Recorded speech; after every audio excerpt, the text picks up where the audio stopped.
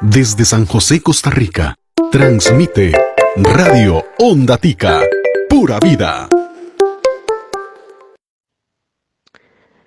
Hola mis amigos, bienvenidos a un programa más de Mundo Agropecuario con su amigo y servidor Olman Arturo. Y en esta oportunidad estaremos desarrollando los temas de Noticias del Agro, donde tendremos temas del mundo agropecuario internacional. Y además de eso tendremos lo que es un microprograma sobre el cultivo del banano. Sean todos bienvenidos y continuamos en unos momentos. El Exterminador de Plagas. Especialistas capacitados y certificados en el control eficaz de plagas, enfocados en brindar servicios para la prevención, detección y eliminación de insectos urbanos a través del programa de manejo integral de plagas para todo tipo de instalaciones. El Exterminador de Plagas. Contáctenos al 7151-8513. El Exterminador de Plagas. En cuanto a las noticias del agro internacional, les comento sobre el trigo. El agua no alcanzó y se estiman mermas de 40% en las zonas más comprometidas, en este caso de la provincia de Córdoba, en La Pampa, Argentina. Así ocurre en el sur de Córdoba, este de La Pampa y oeste de Buenos Aires. En el resto de las regiones trigueras, las lluvias mitigaron. Esto es parte de esta noticia, y es que las lluvias registradas en gran parte del área agrícola nacional mitigan al menos momentáneamente la condición de estrés hídrico, especialmente en el margen de este del país. Sin embargo, las regiones más comprometidas, como el sur de Córdoba, el este de La Pampa y el oeste de Buenos Aires, presentaron los menores valores de registros relevados y ya se estiman mermas de hasta el 40% del potencial de rinde, pudiendo agravarse si continúa la sequía. Así resume el panorama agrícola semanal de la Bolsa de Cereales de Buenos Aires, la situación del trigo relevada hasta este jueves 17 de octubre.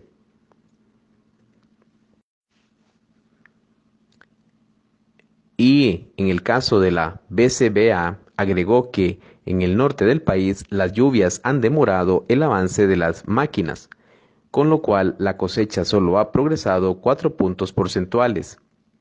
Sin embargo, los rindes se mantienen por encima de los porcentajes, en este caso de 10 kilogramos por hectárea.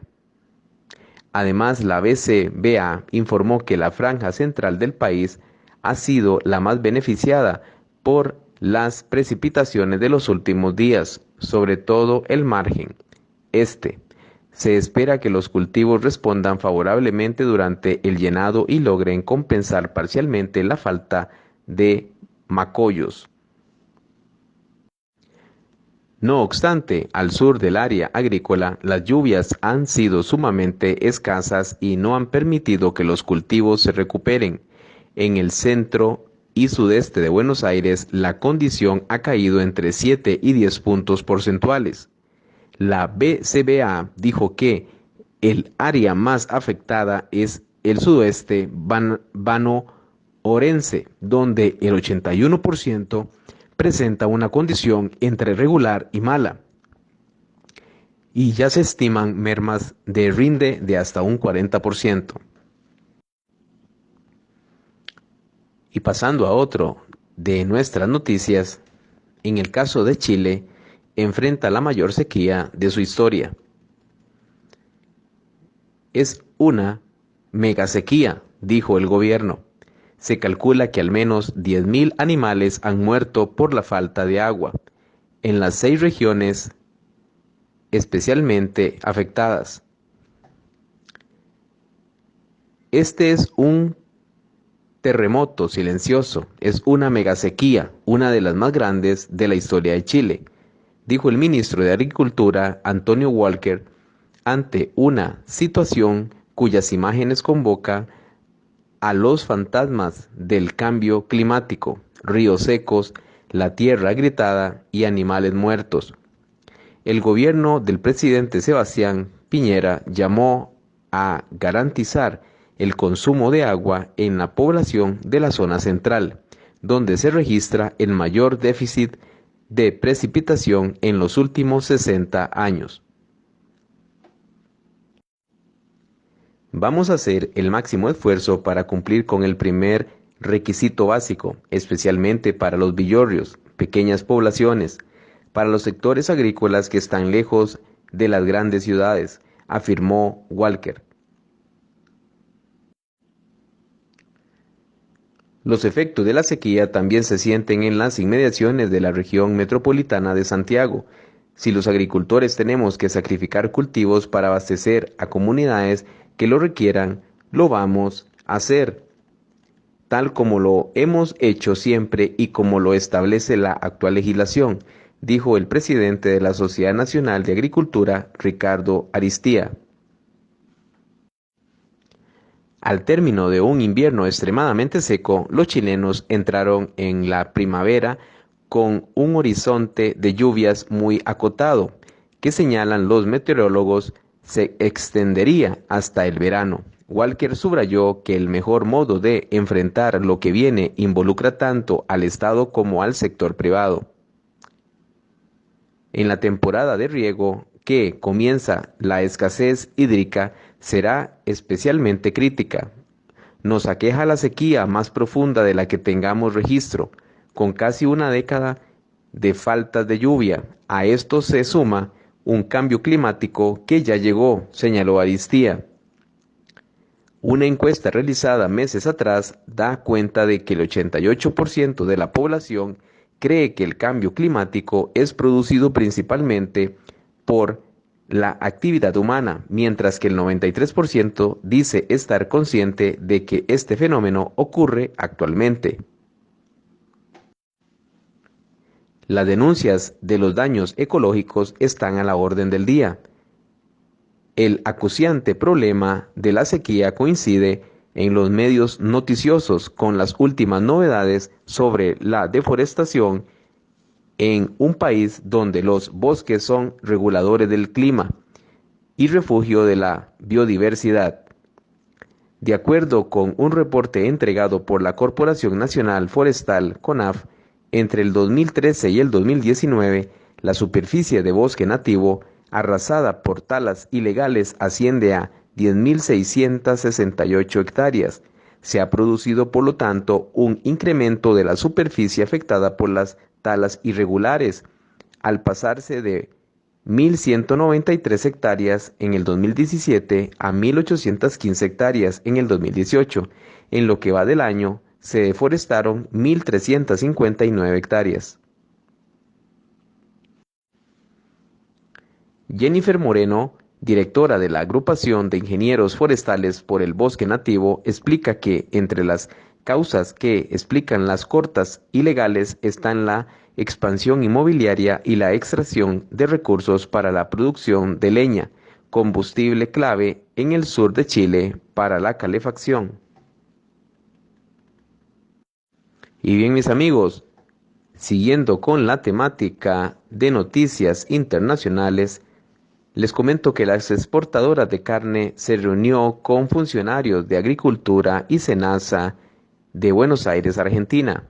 El encuentro tuvo por objeto abordar las nuevas normativas para exportar y se presentó el escenario 2019 en referencia a los mercados internacionales. Los representantes de todas las plantas frigoríficas que tienen como objetivo exportar o están en proceso de exportar al gigante asiático participaron de un encuentro junto a representantes del Ministerio de Agricultura y Ganadería y del CENSA para recibir información referida a los requisitos que se deben cumplir para enviar la mercadería al gigante asiático.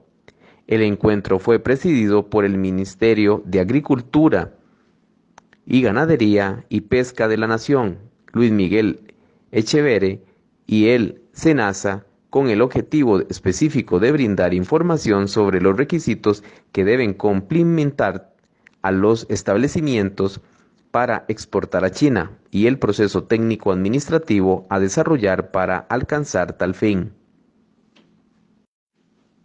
La exigencia china es muy alta en cuanto a la aprobación de plantas frigoríficas, por eso queríamos que todos conocieran la actualmente y simultánea como el proceso para que quede claro y que puedan trabajarlo de igual a igual, afirmó el secretario de Agricultura y Ganadería y Pesca, Guillermo Bernaudo, en el comienzo de la reunión, y agregó: el acuerdo entre Argentina y China representa para la Argentina la oportunidad de establecer reglas de juego claras, con un marco transparente y previsible que permita tener un comercio bilateral ordenado. Este es el primer acuerdo con este contenido que se negoció y firmó con un país extranjero, lo cual es un reflejo de la confianza construida con nuestro país. La charla contempló una presentación por parte del Servicio Nacional de Calidad y Sanidad Agroalimentaria, donde se expusieron los principales ejes de trabajo basados en las relaciones interinstitucionales, el fortalecimiento de los servicios de inspección, la modernización de la gestión principalmente con desburocratización y transparencia, y la incorporación de la tecnología en procesos de fiscalización. Esta tecnología permitió, a través de indicadores medibles, desarrollar sistemas de tableros de control donde los datos obtenidos en tiempo real se transformaron en información para la toma de decisiones, brindando transparencia, equidad y precisión en los controles de gestión.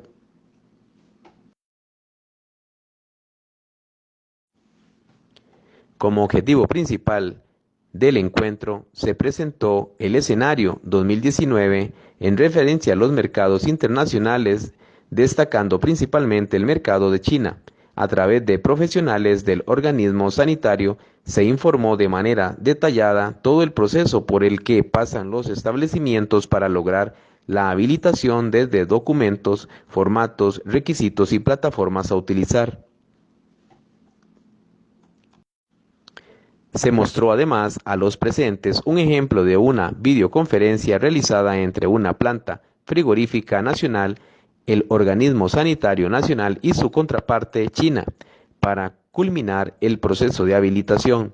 Desde el organismo asiático comentaron que ya se realizaron 11 visitas internacionales, entre estas Estados Unidos, China, Chile, Corea del Sur, Panamá, Guatemala y Uruguay, en lo que resta del 2019.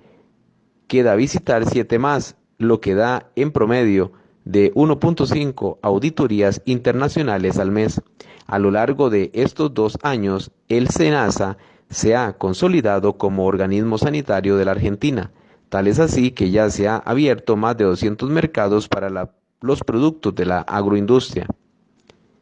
China es uno de estos mercados. Su particularidad radica en los altos estándares sanitarios que exigen para exportar nuestros productos.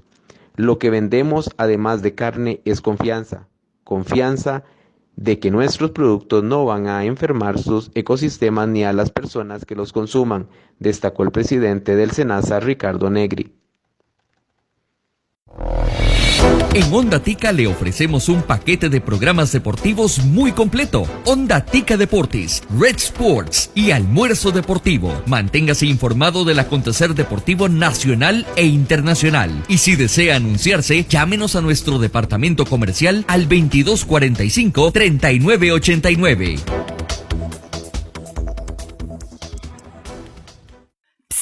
¿Viste? A Patri se le abrió el pantalón.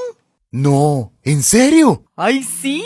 Debería tomar Lipolés. ¿Lipolés? ¿Y para qué es eso? ¿Para bajar de peso? Toma Lipolés, la combinación perfecta para el control de peso. Sacia tu apetito, acelera el metabolismo y controla la ansiedad. Lipolés es un producto más de Laboratorio El Maná, calidad por naturaleza. Adquiéralo en www.elmaná.com o en todas las macrobióticas del país. Más información al 2431-3612. ¿Amaneciste enferma? Te ves fatal. Ay, sí, ¿no ves? Que es que no he podido. Ah, ir al baño. Ajá.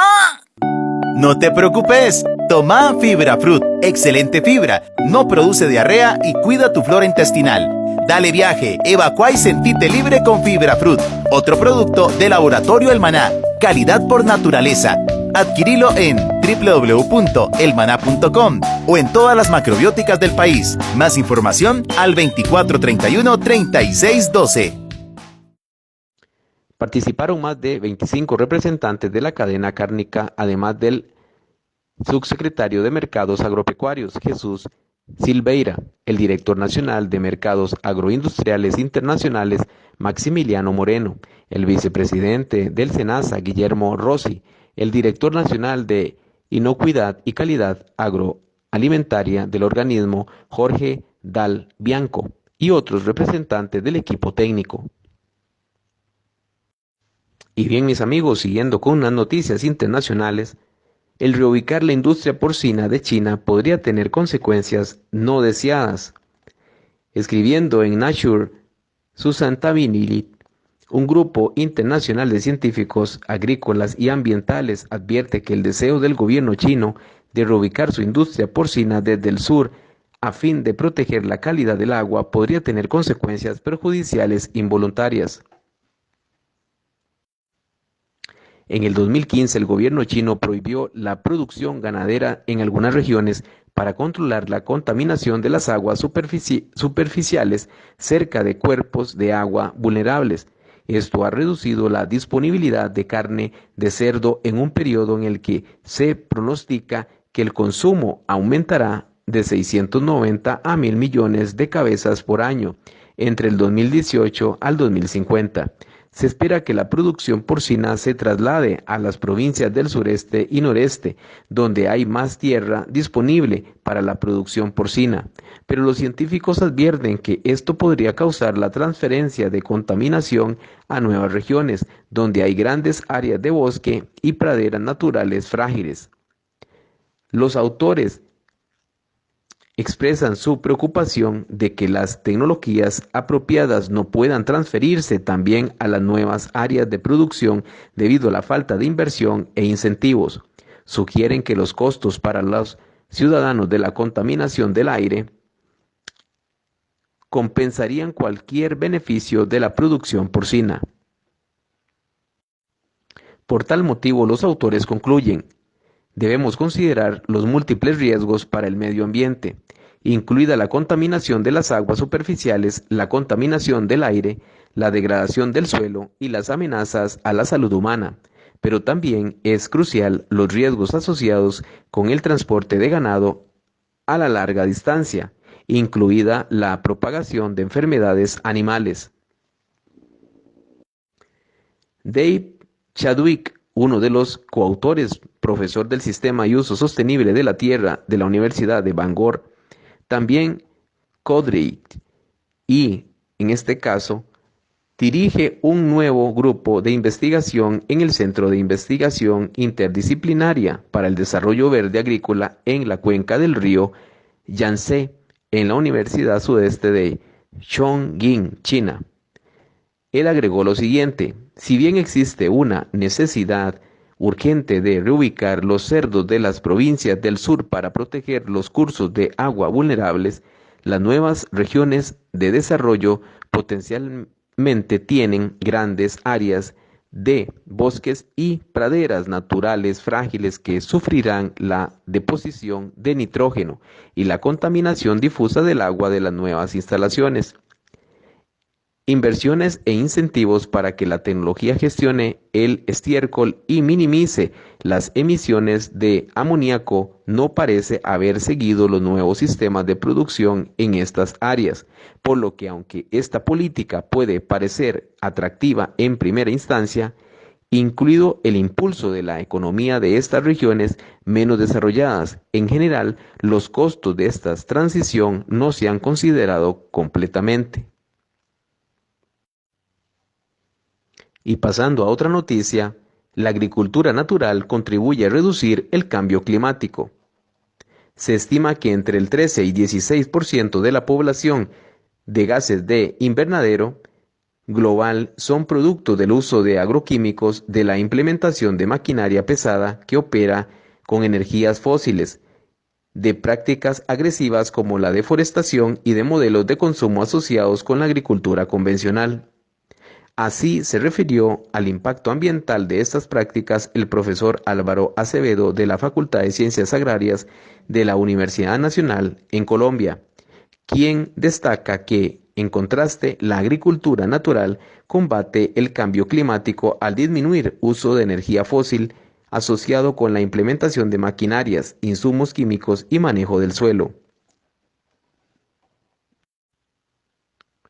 Para el docente director del Grupo de Investigación Agrícola, Ambiental y Sociedad de la UNAL, la agricultura moderna ha sanatizado conocimientos naturales que fijan su atención en la tierra y no en los mercados. De ahí la importancia de volver a la agricultura natural, una práctica que nació en los años 70 de la mano del japonés Masanobu Fukuoka. La agricultura natural es el entendimiento de la tierra, manifestó Larry Korn, agricultor natural y discípulo de la filosofía del sensei Fukuoka, quien visitó la Facultad de Ciencias Agrarias de la UNAL para difundir los principios de la agricultura natural y de las técnicas utilizadas durante los años 70 en Japón, que saltaron al mundo buscando una producción y un consumo que no afectara el medio ambiente.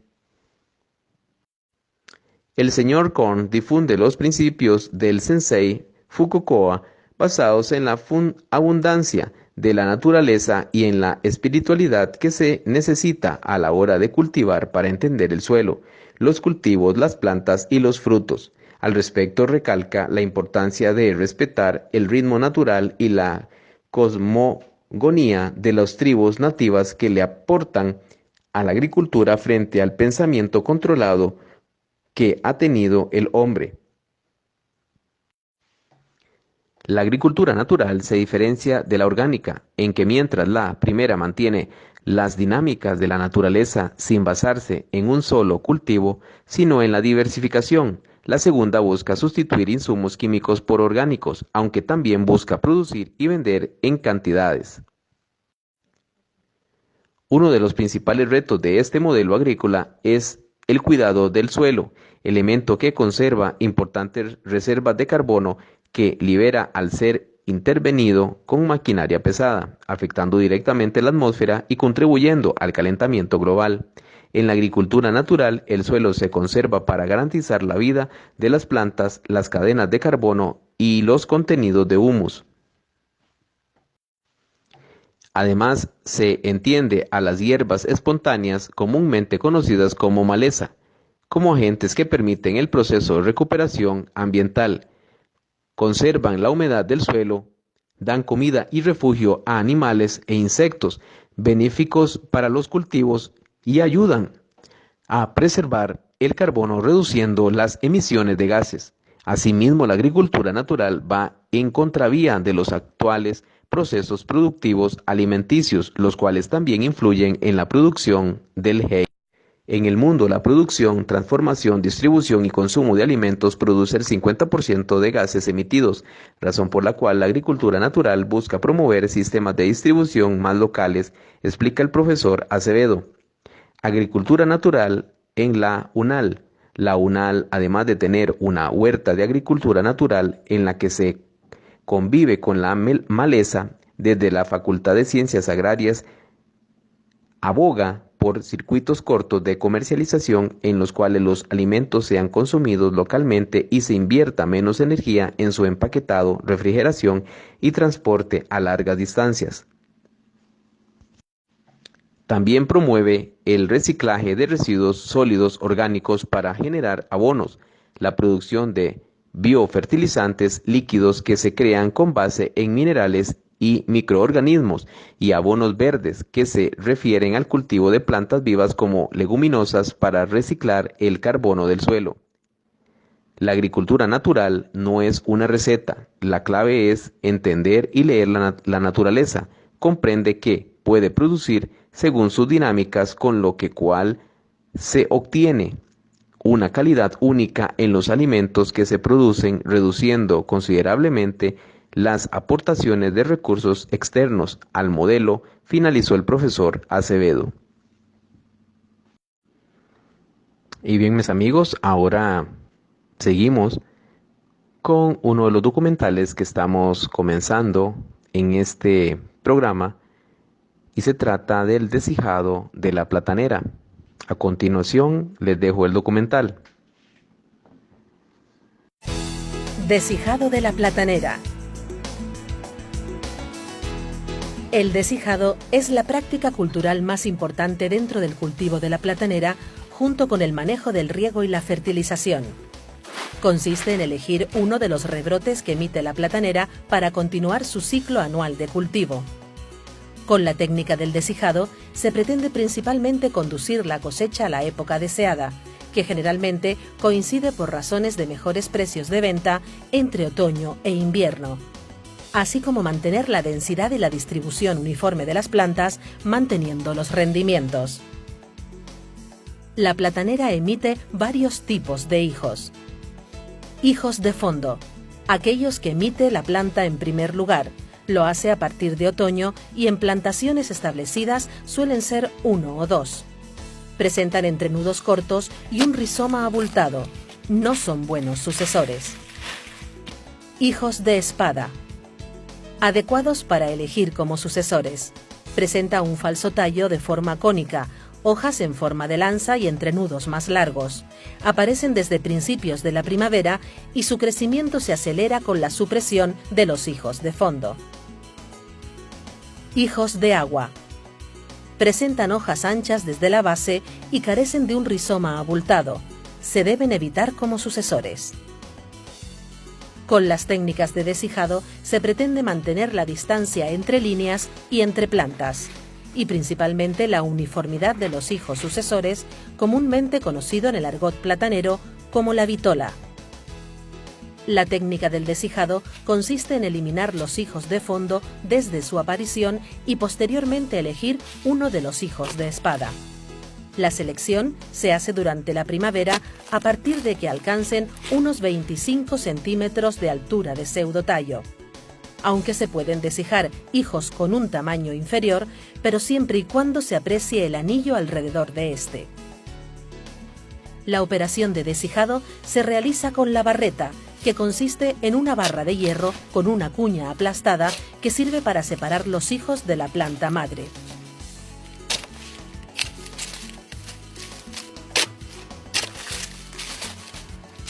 Detalles a tener en cuenta.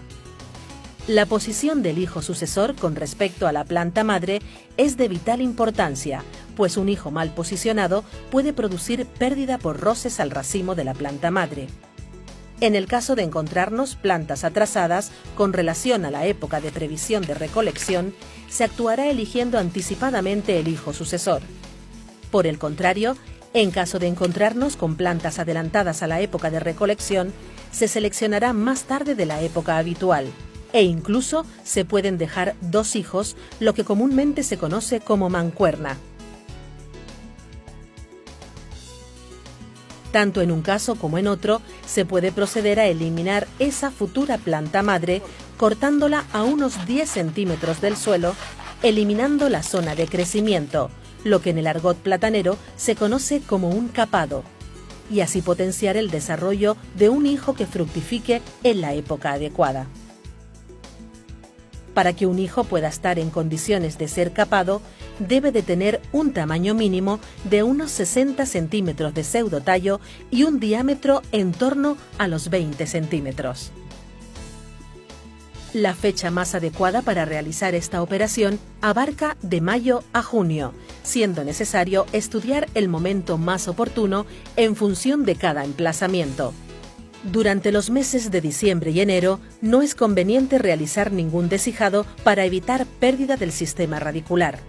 Otras prácticas que consiguen una buena emisión de hijos son aporcar restos vegetales, uso de pinocha u otros acolchados o mulching con materia orgánica. Una de las posibles técnicas adecuadas para adelantar el desarrollo de los hijos consiste en colocar un trozo de unos 40 centímetros de altura de pseudotallo a medio descomponer de alguna planta que ya se ha cosechado encima de un hijo retrasado. Esto provocará un aumento de temperatura alrededor de este hijo debido a la fermentación del material vegetal, mayor emisión de raíces en ese entorno, un aporte de nutrientes extra debido a la descomposición del trozo de pseudotallo, además de un alargamiento de los entrenudos del hijo por la búsqueda de la luz. Con este método se consigue adelantar el desarrollo de la hijería unas semanas.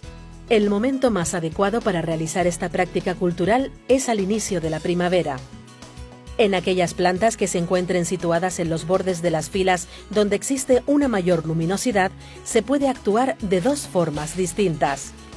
Eliminar los hijos de fondo y seguidamente dejar el primer hijo de espada que se encuentre bien situado y adelantar el ciclo de cultivo, obteniendo 3 racimos de plátanos en 2 años, en este caso la fecha de deshijado no es importante, o dejar mancuernas para obtener 2 racimos, aunque de menor tamaño, en el mismo ciclo.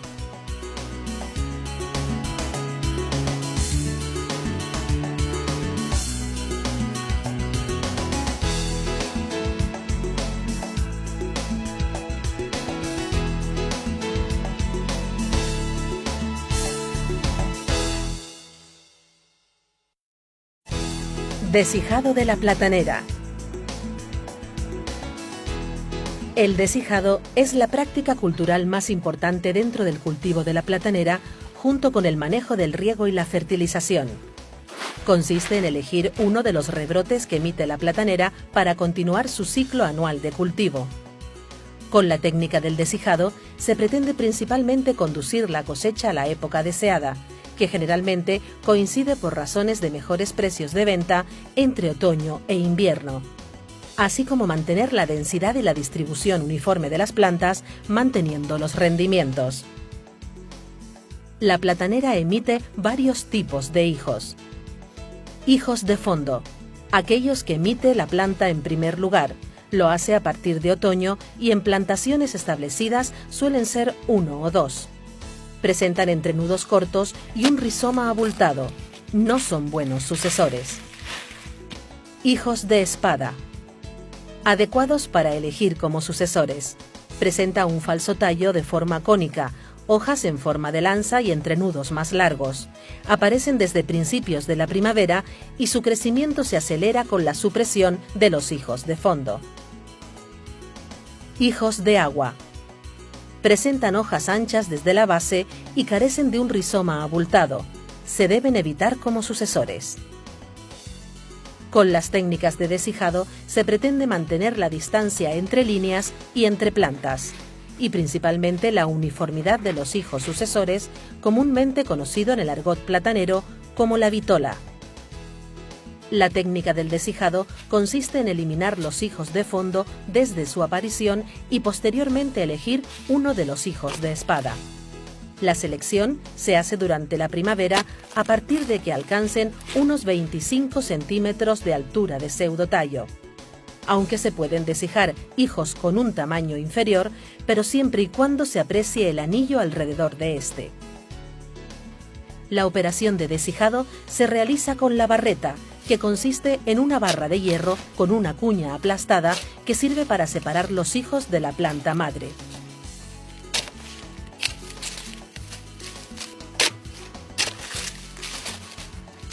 Detalles a tener en cuenta.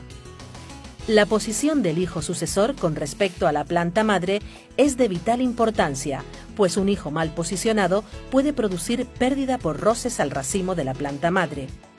En el caso de encontrarnos plantas atrasadas con relación a la época de previsión de recolección, se actuará eligiendo anticipadamente el hijo sucesor. Por el contrario, en caso de encontrarnos con plantas adelantadas a la época de recolección, se seleccionará más tarde de la época habitual, e incluso se pueden dejar 2 hijos, lo que comúnmente se conoce como mancuerna. Tanto en un caso como en otro, se puede proceder a eliminar esa futura planta madre cortándola a unos 10 centímetros del suelo, eliminando la zona de crecimiento, lo que en el argot platanero se conoce como un capado, y así potenciar el desarrollo de un hijo que fructifique en la época adecuada. Para que un hijo pueda estar en condiciones de ser capado, debe de tener un tamaño mínimo de unos 60 centímetros de pseudotallo y un diámetro en torno a los 20 centímetros. La fecha más adecuada para realizar esta operación abarca de mayo a junio, siendo necesario estudiar el momento más oportuno en función de cada emplazamiento. Durante los meses de diciembre y enero no es conveniente realizar ningún deshijado para evitar pérdida del sistema radicular. Otras prácticas que consiguen una buena emisión de hijos son aporcar restos vegetales, uso de pinocha u otros acolchados o mulching con materia orgánica. Una de las posibles técnicas adecuadas para adelantar el desarrollo de los hijos consiste en colocar un trozo de unos 40 centímetros de altura de pseudotallo a medio descomponer de alguna planta que ya se ha cosechado encima de un hijo retrasado. Esto provocará un aumento de temperatura alrededor de este hijo debido a la fermentación del material vegetal, mayor emisión de raíces en ese entorno, un aporte de nutrientes extra debido a la descomposición del trozo de pseudotallo, además de un alargamiento de los entrenudos del hijo por la búsqueda de la luz. Con este método se consigue adelantar el desarrollo de la hijería unas semanas.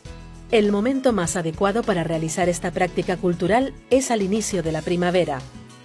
En aquellas plantas que se encuentren situadas en los bordes de las filas donde existe una mayor luminosidad, se puede actuar de dos formas distintas.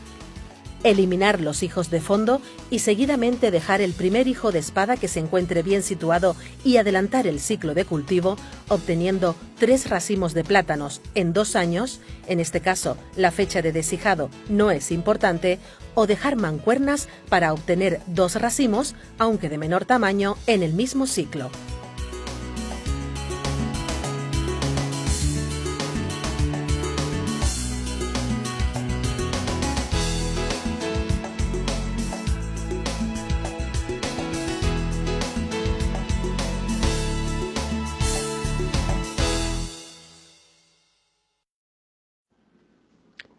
Y bien, mis amigos, espero que haya sido muy enriquecedor el programa de hoy.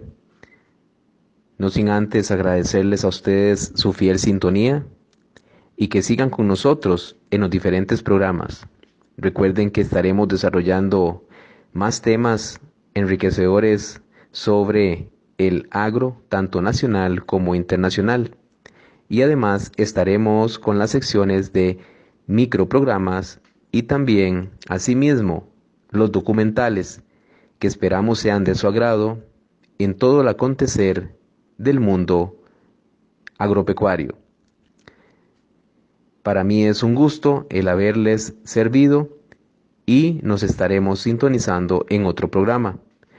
Les envío un fuerte abrazo y que tengan muchas bendiciones. Y recuerden hacer un clic en nuestras redes sociales en la parte de me gusta y asimismo seguir sintonizando en Radio Ondatica los diferentes programas que tenemos para ustedes.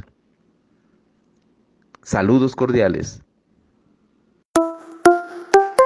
Desde San José, Costa Rica, transmite Radio Ondatica, pura vida.